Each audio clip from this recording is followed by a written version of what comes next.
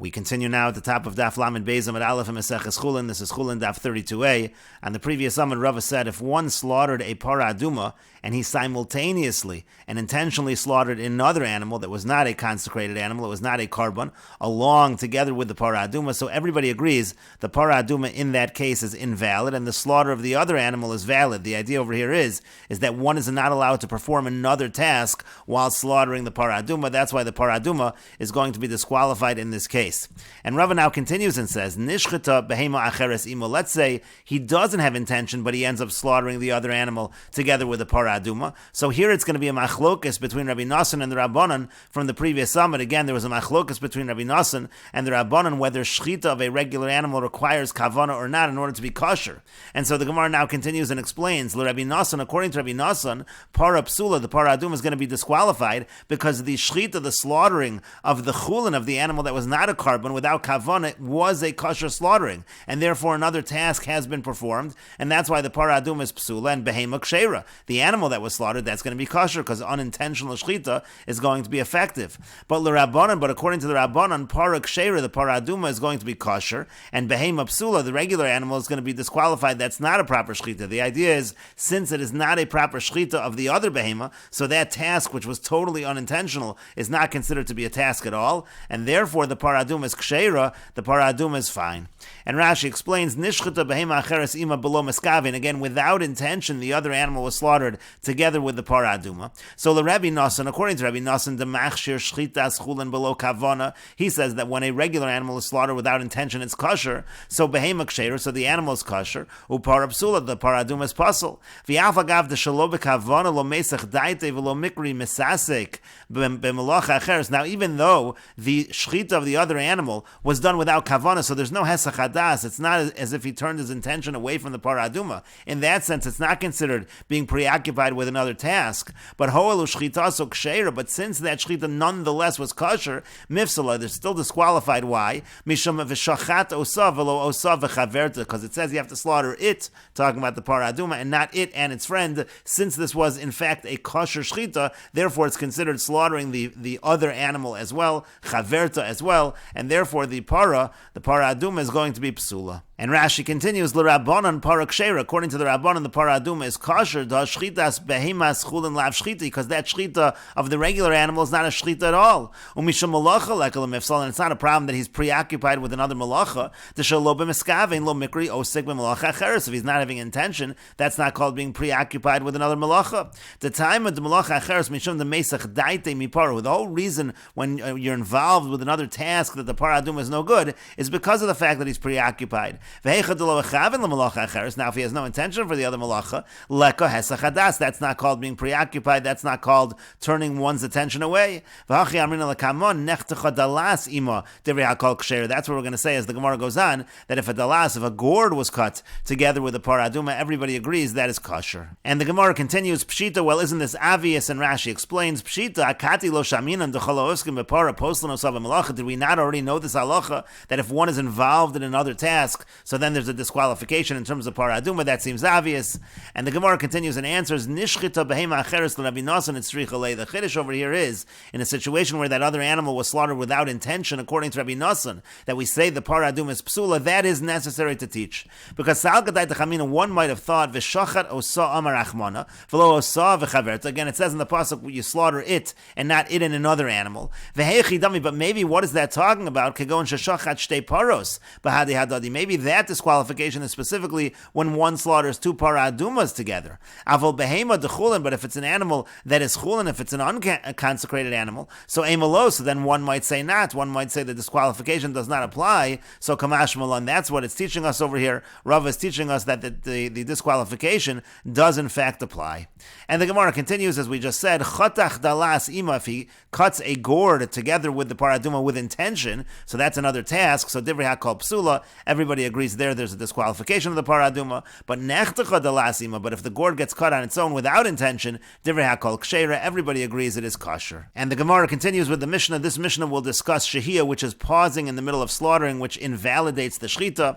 And the Mishnah says, nafla sakin v'higbio, let's say the knife falls out of the slaughterer hand and he picks it up, or naflu kelav v'higbio, and let's say his garments fell while he was slaughtering, he pauses to pick those up, or hishchiz es hasakin v'of, or let's say he has sharpened the knife and he becomes fatigued, so again he pauses in the middle of slaughtering, uvach aveiro v'shachat, and then his friend comes and does the slaughtering, his companion comes and severs the remainder of the pipes. So the general rule is, if the amount of the pause, if the amount of the delay was enough time it takes to slaughter, we'll discuss this in the Gemara, so psula, so then it's disqualified, the slaughtering is no good.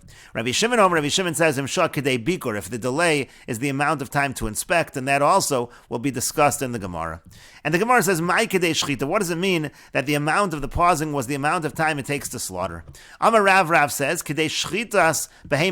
the amount of time it takes to slaughter another animal.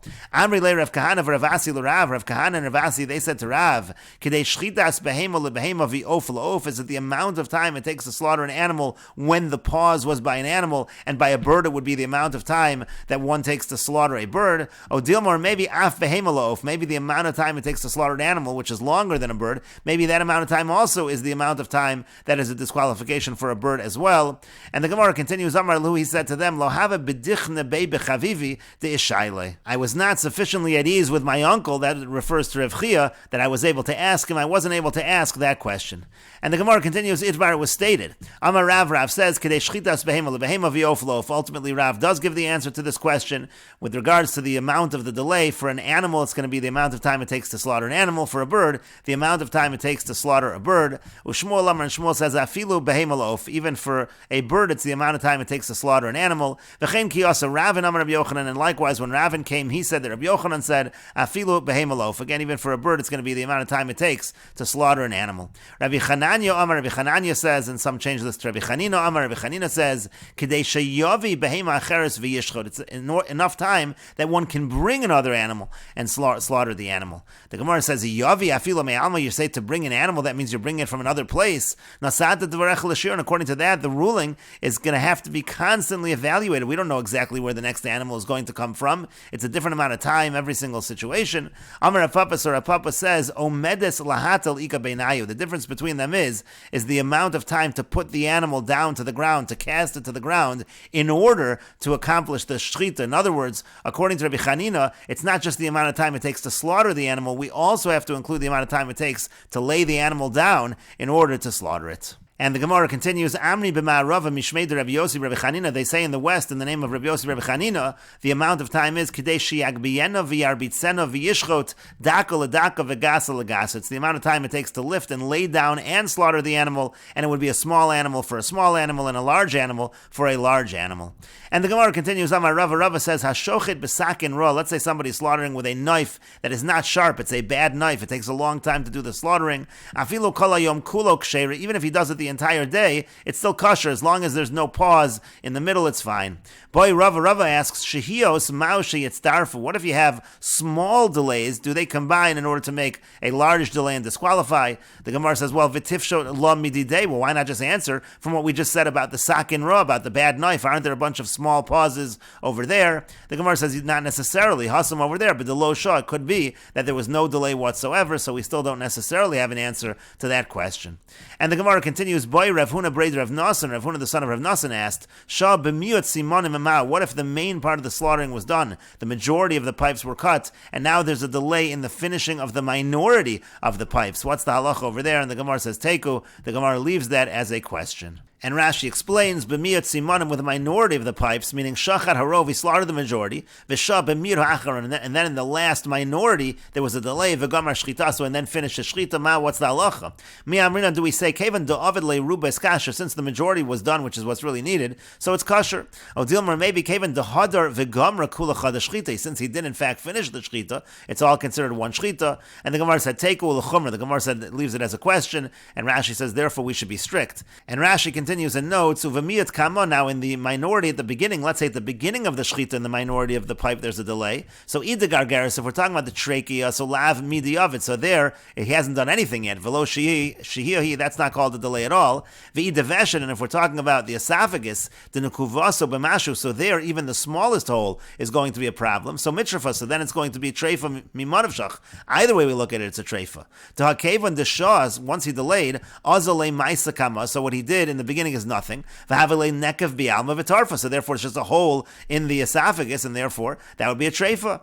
Venira, and Rashi continues and says, it appears the Hashochet Rov Simanim, if somebody slaughters the majority of the Simanim, V'Hishlich Miyado, and he throws it from his hand, he essentially finishes the Shechita. V'Ha'ov Shoel Lamas, but then the bird is delaying and actually dying, so Asr Lachzor V'Lachto Chamid B'Torah Shechita, would be forbidden for him to cut the minority remaining as Shechita, to Mutav Sheyakal at Tzavar B'Sakin. It's better that he just hits the neck with the knife, or Yamtanat Shayamos, or wait until it dies, because if he goes ahead and finishes, so then you run into this problem of delay in the Shechita. And the Gemara continues at the two dots. The Mishnah said, Rabbi Shimon Omer, Rabbi Shimon says, if the delay is the amount of time of inspection, that's the amount of time that disqualifies. The Gemara asks, Mai Kedei Bikor, what does it mean, the amount of time of inspection? Amar Rabbi Yochanan says, Kedei Bikaro Shel Chacham, it's the inspection of the Chacham of the city who inspects the knives. The Gemara says, Imkain, if so, Nasat Dvarech L'Shur, and again, you're going to have to evaluate every single time because we don't know how far away this Chacham is. And the Gemara continues and answers, Ella rather, Kedei Bikor Tabach Chacham, we're talking about when the shochet himself is a chacham and he's doing the inspection of the knife,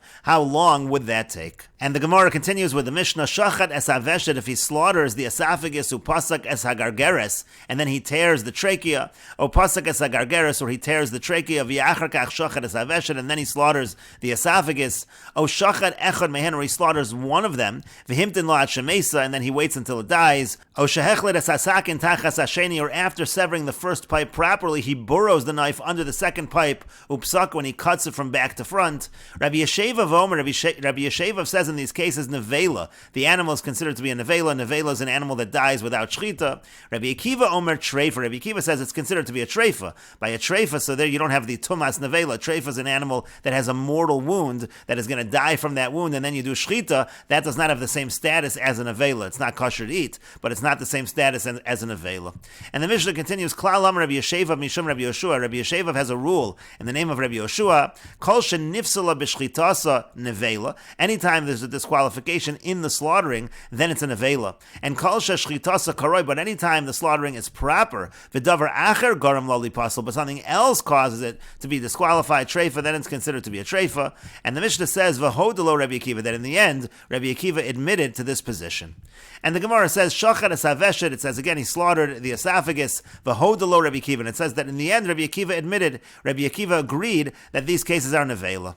And the Gemara continues and asks, Ramini, we have a contradiction from the Mishnah later on, Elu treifus b'behema, the following are considered treifus by a behema, and we will continue with this discussion in the next video on Daf Lamed Beis Amud Beis.